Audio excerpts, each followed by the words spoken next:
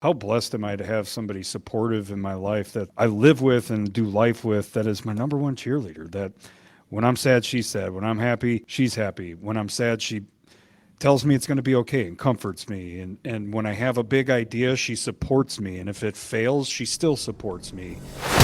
Every single individual has a story to tell, and they're great stories that need to be heard.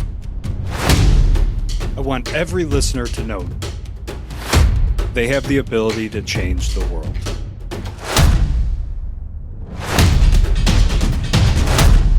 Welcome to the 1720 podcast. What's up, Mountain Movers? Welcome back to the 1720 podcast. We're about a week out from the Masters ending, and as usual, it was captivating. There were some fun moments, some exciting moments. Tiger was back.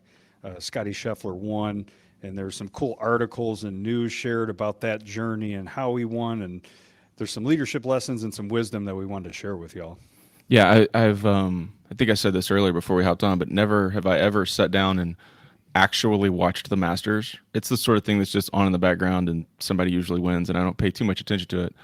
And I don't know what it was about this year. William and I got to talking about it, I guess, a little bit, and then on Sunday, as the final round came down, Scheffler was in the lead. We just flipped it on the TV and we just watched about I don't know, maybe 4 hours of the Masters on Sunday. William and I just sitting there, family in and out.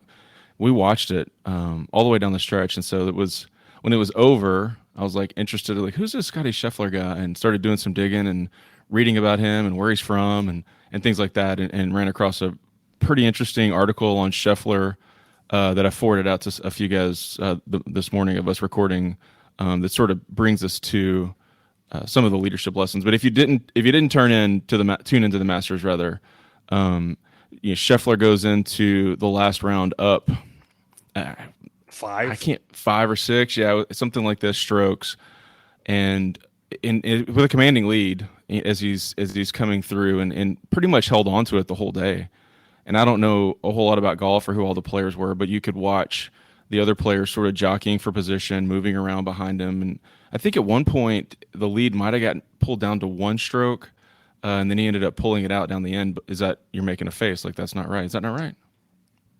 I know the first hole, Cam Smith had a birdie and pulled within. You're like, oh, this is going to be awesome. And it turned awesome in different ways. Cam Smith fell apart on that par three and had like a double or triple bogey. And Yep. And so anyway, so as Scheffler, as it's coming down the end, I'm watching him, and the commentators just continue to talk about his demeanor, his personality, the way he's speaking to his caddy, and they're just really talking about him as a person, which super intrigued me about Scheffler anyway.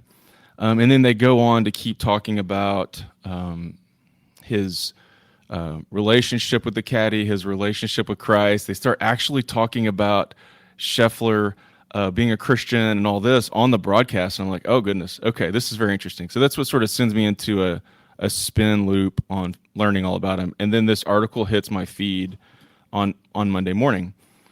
And it's a golf.com article. It's titled "Why Scottie Scheffler Cried Like a Baby on the Morning of His Masters Win." We'll link it in the show notes if you're interested. But I sent that out this morning to a few guys because there are a couple of nuggets in there that were really good that I want to circle back to. So, Kev, when you looked at it, what was it that sort of hopped out to you? And then I'll hit the other point. Well, there was a couple. The first one is just the supportive wife piece. And you and I have talked about this lately, and this was just like a confirmation that I need to reach out to my wife and just like thank her for how supportive she is. You know, the tagline I've been saying lately, and it's an epiphany that's very recent. Like, she's been supportive of me forever, but it's really just come to the forefront of my mind through some things at work that have been happening, the growing of 1720, other things, that she's ride or die, man. Like, yeah.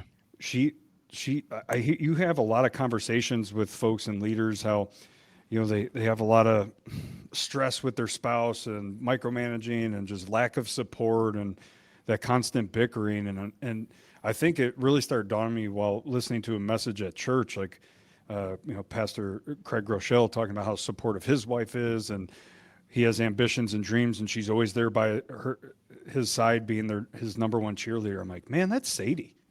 That's what I got, and that's what Scottie Scheffler has. And I never want to lose sight of that again, like how blessed I am, because when you look at it from that angle, like a lot of little things and frustrations, they go away. Like, man, how blessed am I to have somebody supportive in my life that I live with and do life with, that is my number one cheerleader. That when I'm sad, she's sad. When I'm happy, she's happy. When I'm sad, she tells me it's going to be okay and comforts me. And when I have a big idea, she supports me. And if it fails, she still supports me. And on the business side of things, it's my strong suit, and she's a dental hygienist. So, we're in different realms there. So she just trusts me that the decisions I'm making for the family from a business standpoint are the right ones. She just got my back. And Yeah. for all those things, man, I got it pretty good. And Yeah. this article made me think about it again.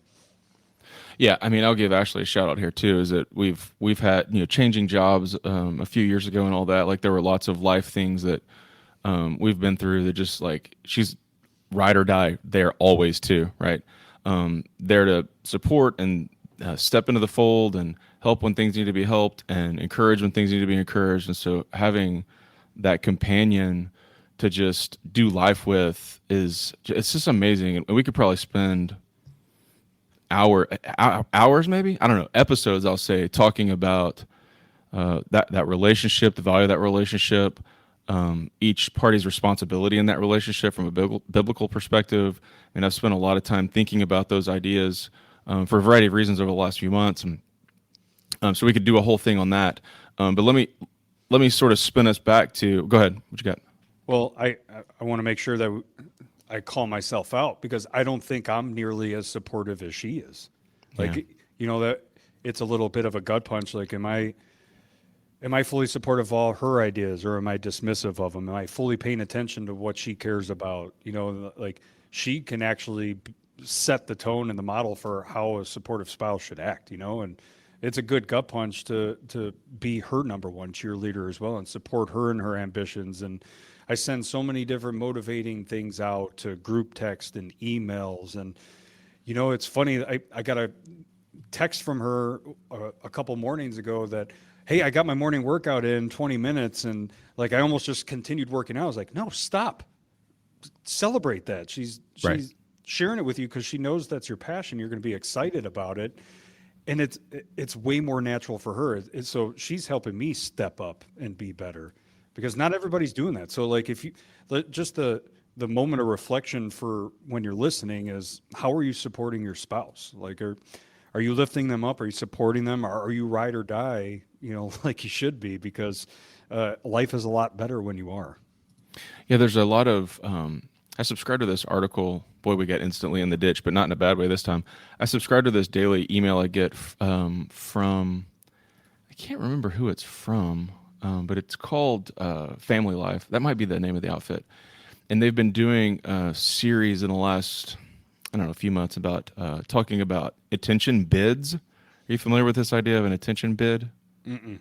So the gist of it is like there are little things that people say that are like little morsels along the way, and if you're paying attention, you can pick them up. And that's one right there. Like that's an attention bid, according to like this article that is left for you. That if you don't stop, if you're not aware of it, you're not paying attention to it, that attention bid passes, and you don't take the bid. You don't stop and say, "Hey, I appreciate what this is. This is her reaching out to me, so that I can see it, I can affirm it, I can whatever the case may be." And there's these little bids that happen all day long, sometimes via text or emails or check-ins or whatever. Those little attention bids has been like a little topic of conversation. So I don't know, saying that made me think of it. Yeah. Can you stop attention bidding me, please? You don't want me to say it anymore? Oh, by texting you all day long? I'm just kidding. Hey. There's a few people who have ended up on like just text mute. And you're not one of them, but there are groups that we're in that aren't on, because like people get going, right, and it's just like ding ding ding ding ding ding ding ding ding, and so I've just had to mute it and pick up sometimes and be like, oh, you have 62 missed messages. Dude, now we're fully in the ditch. That's why I plug my phone in the kitchen, and I bought a little $10 end cap of Target alarm clock that I plug into the wall, and that's what wakes me up in the morning, because different people have different bedtimes. I'm up earlier Oh, than yeah. most, and that means that sometimes I go to bed earlier than most, and when I wake up, sometimes I have 60, 100 texts from those groups because people are on fire. And if that was next to my bedstand, forget it, man. That's I gonna think wake you me up. Yeah, I think you were on one of the chains the other day where I picked my phone up and there were 25 messages or something, and I basically said like, somebody fill me in. Like, what just Yep. happened? I'm not going back. Just somebody cliff notes me as to what's going on here. I did that with D Um, Brad just the other day. I'm like, is that anything I got to scroll back on? And he's like, yeah, yeah, there's actually one important thing. I'm like, oh, okay. man, full unadulterated insta ditch. Okay, let me pull us back to this golf.com article, because what you're talking about from that article, and I'll read just a touch. I don't really want to read too much, but it actually is the second part, or the conclusion of one of the parts that jumped out to me, and that is this idea that Scottie Scheffler, who is, I think he's won the last 4 tournaments he's entered. He is on top of the golf world. He is crushing right now. He talks right before the paragraph that jumped out at you. He talks right before that. He says, "Look, like this morning, last night was fine." This is talking about the morning of the Masters. Last night was fine. This morning was totally different. I cried like a baby. I was so stressed out. I didn't know what to do, and I was sitting there telling Meredith, his wife, I don't think I'm ready for this. I'm not ready. I don't feel like I'm ready for this, and I just feel completely overwhelmed."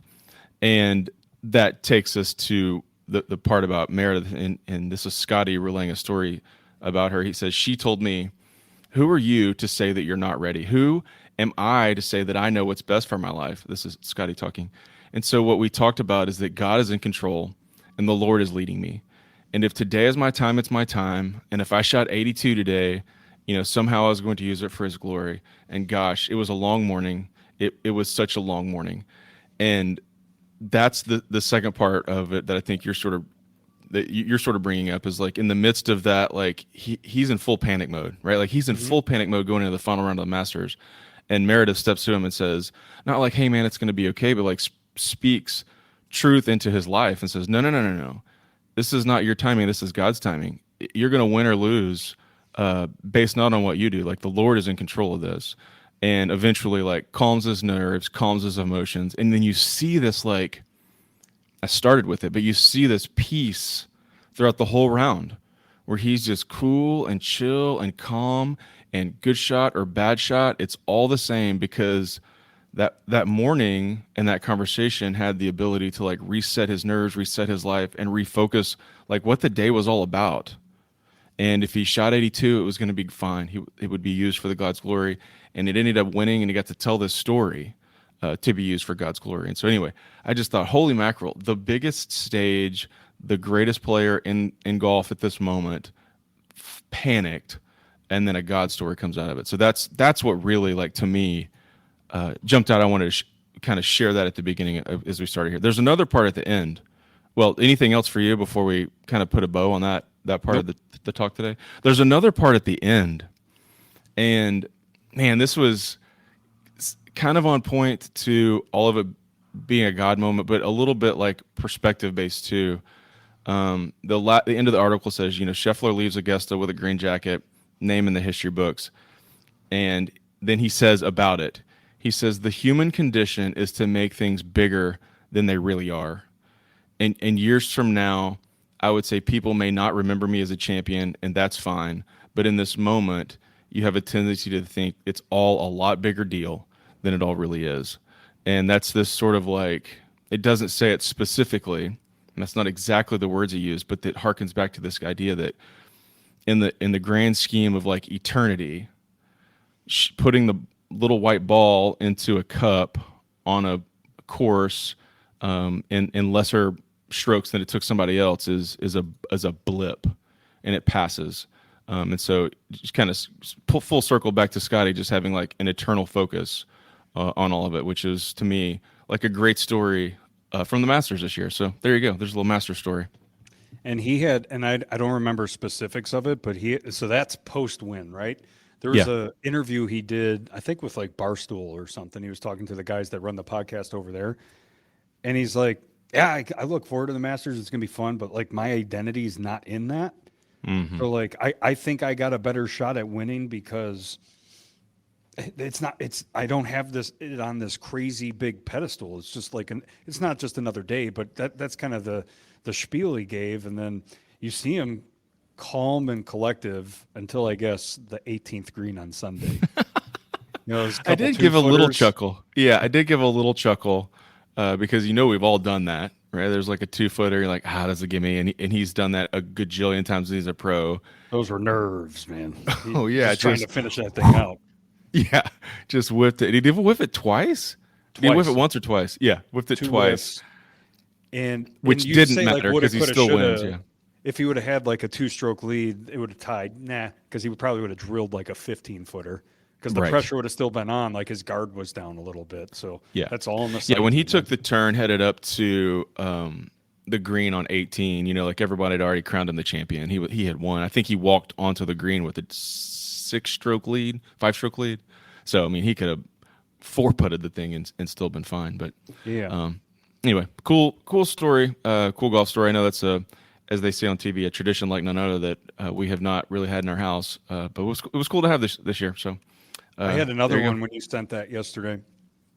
The article, because him panicking the day of, like you would have never guessed that, right? You would have never guessed it when he was walking that course all 4 days that you were watching him. Like, so obviously if you go into the weekend with the lead, like that's a really big deal. It's the biggest major in golf. And then Sunday of all days, like, you still have that lead and you got Cam Smith biting at your heels and Rory McIlroy makes a huge comeback, but calm. And the article talking about him completely freaking out the morning of made me think of the Be a Duck. Have you ever heard Be a Duck? I said Be a Duck this week in my house, but I'll let you tell the story. I know exactly what you're talking about. Did you? Yeah. So Be a Duck, that analogy on that is above the water, the duck looks like he's just floating, right? He's just calmly floating through the water, but underneath the water, those legs are kicking, frantically kicking. And I guess when you go through life stressors, it's not trying to fake it, but like you have to go through the stressors in life with a calm demeanor and make calm decisions and calm reactions to adversity. But I just thought of that when that article came out, like, oh man, he was being a duck. But now I'm curious, how'd you use that analogy at home? Honestly, I can't remember. I was sitting on the couch, and Ashley and I were talking about something. Oh, I know what it was. We were talking about, I'm sure it'll come up a lot over the next month on the podcast, but starting early May, I'm set for a 2.5-week trial. So we're in full prep mode, all day, air day, lots of depots, 11-hour mediation yesterday. This was a couple weeks ago. And so it's full. It was yesterday, the day we're recording. When at the time this releases, it'll have been like a week ago. That's what I meant. You made a squinchy face. But it's different this time than it was last time. Remember, I guess it was about this time a year ago when we tried a big case, and I kind of dipped the podcast for a couple weeks, and it was a lot. It was a lot going on. And Ashley said something to the effect of like, it just seems different this time. I was just about to say that. Yeah, it seems different this time. Like I'm not as frantic, I'm not as panicked, I'm not as worried, I'm not as, and there's a 100 reasons why that's the case, but it is the case, and that's what I said. I was like, it's like a duck. Like it seems okay, but like I'm every day hustling at work. Like it's hundreds of this and thousands of that, and look at this and prep for tomorrow, and it's full trial prep mode. Which I guess I don't know exactly what the construction industry analog is. Maybe bid day, where it's just like all hands on deck and it's kind of like a feverish push to the last minute. That's sort of like that, I guess. But yeah, it's different. And I'll tell you why, in large part, it's different. And this is, again, not on our script for the day, but after the last one was finished, after our last trial, big trial was finished, we worked a couple weeks in multi-million-dollar case. We worked on it. Ian and I took a beat, and then we got away from the office for a whole day, and we sat and just hung out a little bit, but also just said, after action review, what did we do awesome? What did we crush? Okay, let's figure out how to do more of that. What did we do terribly? What caused and induced an unnecessary amount of stress? How do we solve? And we put together like an amazing after action plan following the time we did it last, which has created a much smoother run up, a much smoother prep strategy, a much smoother experience leading up to it this time. And so I know we've talked about doing some sort of hot wash or after action plan or whatever the case may be previous on this after you get finished with a task or a project or, meet your milestone or something like that. But boy, the difference from last time and this time definitely is resulting from that, which is 1,000% directly related to the conversation we had with Mike Sorelli back early 2020, I guess it was. 2020? Yeah. No, 2021. Is that when we had the conversation with Mike? I can't remember. But yeah, he talked about doing it, and I took it to heart, and we implemented it at work, and there is a very tangible emotional outcropping from having done it, because this time, man, we're going to do it better. We do them. We don't call them that. Sometimes we call them post-project review or post-mortem, like something like that. But we don't do them, I don't think, nearly often enough. Like that could be something you could do every day. Yeah. Well, we've talked about that. Yeah. We've talked about doing them every day, like block the last 15 minutes. Let's huddle around Cher's desk and just chuck out ideas so that you can say, oh, yeah, that's great. And then every day. I don't know if that's practical, but. Yeah. Yeah. We're going to start doing something soon around here that kind of brain maps all things that function in the business in the full cycle. Some sort of daily or every other day huddle that kind of goes through all things just at a very high level check-in. I think after action reviews from the previous day, like where'd you win, where'd you lose? Like you could sum it up like that. Just to figure out what people's pain points are. It's just communication between divisions. Right. Pain points, communication, and helps everybody kind of communication, but it helps everybody have an understanding for what I can do better tomorrow that helps your job be better tomorrow too, right? Like you're not in a silo anymore if you sit around the water cooler for 15 minutes and just one take it. Yep. See what happens. That's a good idea. Hey, did you know homeboy went to Highland Park High School, going back to old Scottie boy? Yes, I did. So have you seen ESPN to break down like all the champions that have come from that high school? No. The only one I can think of that comes to mind off the top is the Super Bowl champion. He used to play for the Lions and now for the Rams. I can't think of his name off the top of my head. Matthew Stafford. Yeah, Stafford. Right. He was a HP kid. Funny story. I bumped into him in like a sandwich shop over in HP one time before he was famous. That's my really? Encounter. Yeah. He's enormous, by the way. Clayton Kershaw, I think, with the Dodgers, right? Pitcher. Yeah. Future Hall of Famer. When he was pitching in the NLCS the year of COVID. There's multiple years of COVID. I think 2021. Right. My buddy Matt Schrodel over at McCarthy, he was telling me like I used to catch for him. So like I was like, oh, cool. So that means he's DFW guy, some sort of like traveling league that they played. So that's a pretty cool moment. He's sitting in the stands like checking out Kershaw. Like I know him. That's my boy. So dude, Clayton Kershaw, Matthew Stafford, now Scottie Scheffler, like that trophy case is looking pretty stout at Highland Park. Isn't that where T. Burns went? T. Burns is an HP kid too. Yeah. Yeah. So he's in the trophy 4 case champions too. Yeah. There's a Birch logo right in the center of all those guys. I haven't been over there lately to confirm that, but I believe that's accurate. Yes. He'll let us know. Yeah. This is going to be a test to figure out if he listens. So don't tell him about this. If we get a text like wrong school, bro, we know. I'm sure it's HP. No, I'm 100% sure it's HP. It might be like 2 months. I think he's rolling a little bit behind, but in about 2 months he'll text us and tell us. That'll be such a random text. I know. Yeah. Hey, before we switch off to whatever we're going to next, I want to make this note here, is that like if you have friends that look like ducks, I don't know, if you have friends that like seem like everything is chill, everything's fine, and don't assume that everything's okay. I see a lot of like chatter on the internet. I'll say LinkedIn is like the social place I hang out exclusively. It's like the mantra is check on your strong friends. Yep. And there's a lot of people who have been ducks for a long time through all of the COVIDs, and their legs have been kicking and their bodies are exhausted, their minds are worn out. You look at them from the outside and they're your strong friends. And so don't just pass by those folks and assume what you see on the outside is cool and calm. It's okay to snag them up and say, hey man, last 2 years have been really rough. How are you doing? Don't give me the okay, Stewart answer. Like, how you doing?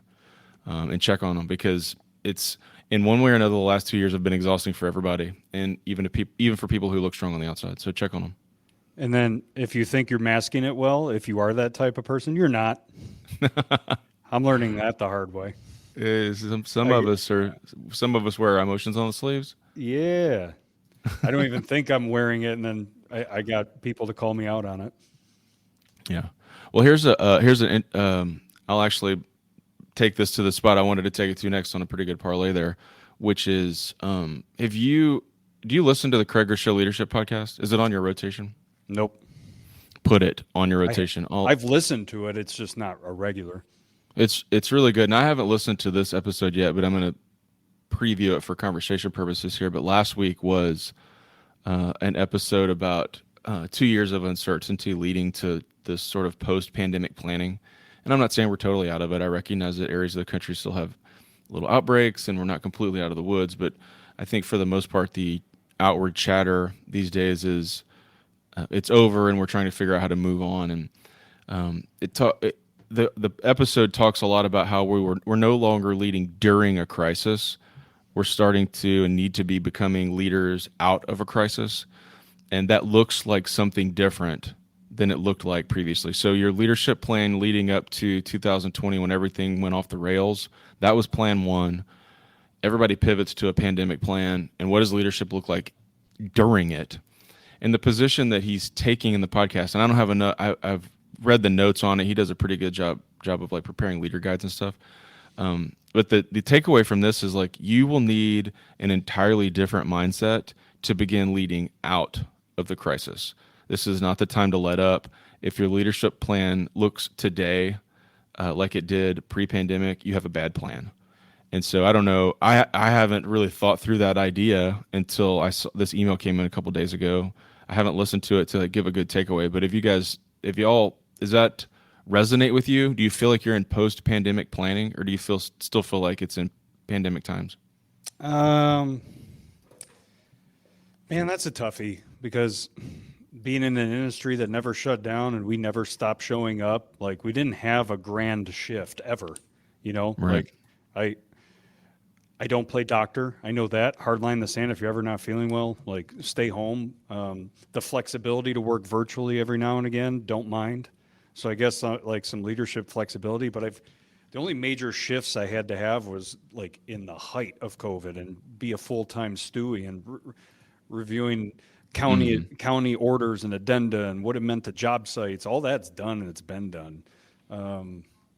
So I guess I'm curious what type of tips and tactics he had on that because I just didn't have major swings, Yeah, I haven't listened through it enough to figure out. I will say that from our perspective, it does feel like we're in a post-pandemic planning phase. And I know that our executive committees are meeting trying to assess like how do we manage remote work now that it's not necessary, and how do we manage the change in like a variety of things on a go-forward basis. How do we manage I think that there has been a mind shift change in the workforce in terms of like expectations and how they want and expect, and I think probably frankly need their leaders to be present, not just for their, I've been saying it lately, but not just for their 9 to 5, but for their 5 to 9 too, and have an understanding of what's going on at home is not always, I should say that differently. What's going on at home always affects what's going on at the office, and that seems to feel like a real like new style of leadership that's almost being demanded by the workforce. And so I know that we're wrestling with what that looks like for us at the firm and how we manage it, and at what point do hard lines get drawn, and how do you go about preparing and planning out of it now that some of the restrictors have been taken off of what we do. So yeah, we're figuring it out, but it sounds interesting. It's interesting to hear you say maybe not so much because it never really slowed down in the first place. It looked a lot different, but only in the height of it, right? Like I feel like we've been on the other side of it for a long while. Mask mandates at this point for us is pretty much at the at the airport. Yeah, right. And taking a flight to another city. But yeah, I mean, if you're sick, stay home. Don't come in. You have the option of working virtually. It's just not feasible full time with certain positions. There's a lot of flex in estimating VDC, but project management's a tough one full time to to be virtual, but there's always flexibility. Like you got to be home with your kids. I think it's at least softened up construction from that regard. Like virtual is a perfectly feasible option that nobody bats an eye at. But if COVID never happened, a lot of eyes being batted at it, right? Like, what is this person thinking? Right. So it's accelerated some adaptability in the market for sure. And if you're leading out of that crisis and you're like, nope, this is back to unacceptable. Well, you're going to lose some folks. That's right. It's going to happen. I don't see it because it doesn't matter to me. It doesn't matter whether somebody needs to, like, I guess it does matter. It doesn't matter to me that somebody wants to do it because I care about the person. I don't care whether they're doing it there or there. I trust them. If it matters to you, whether they physically show up and you don't allow that flexibility, I think your lack of flexibility is going to cost you some good people. I bet that is. And again, I've only read the leader guide, but I bet that's one of the main takeaways is if your plan is to revert back to the old plan, that's a bad plan. Yeah, if your plan is to begin demanding that people show back up and doing the things that they were doing in 2019 and the way they were doing them in 2019, that's a bad plan. And in this workforce, with this demand for all sorts of jobs, right? Like everybody can't find people.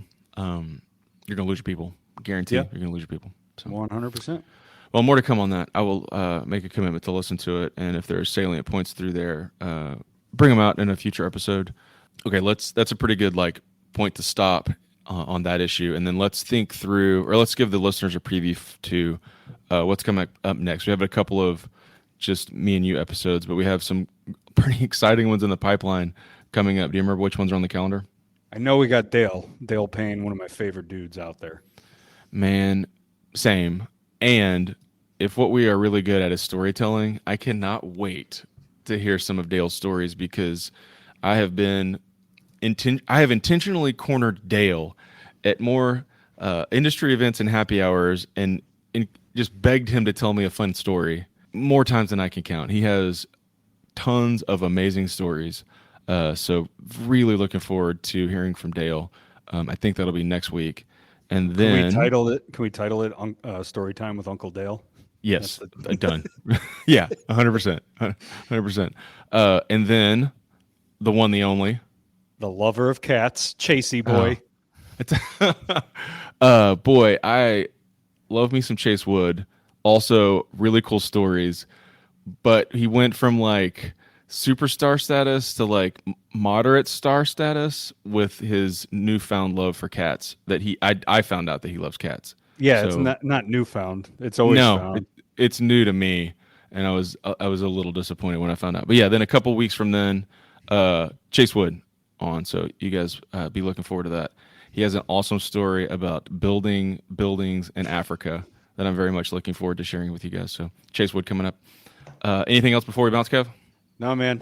Good to see you, and I'm glad you're happier in this upcoming season, man, because I could clearly see it. Man, I appreciate that. We'll see you guys next week. And in the meantime, y'all stay out there, keep moving mountains.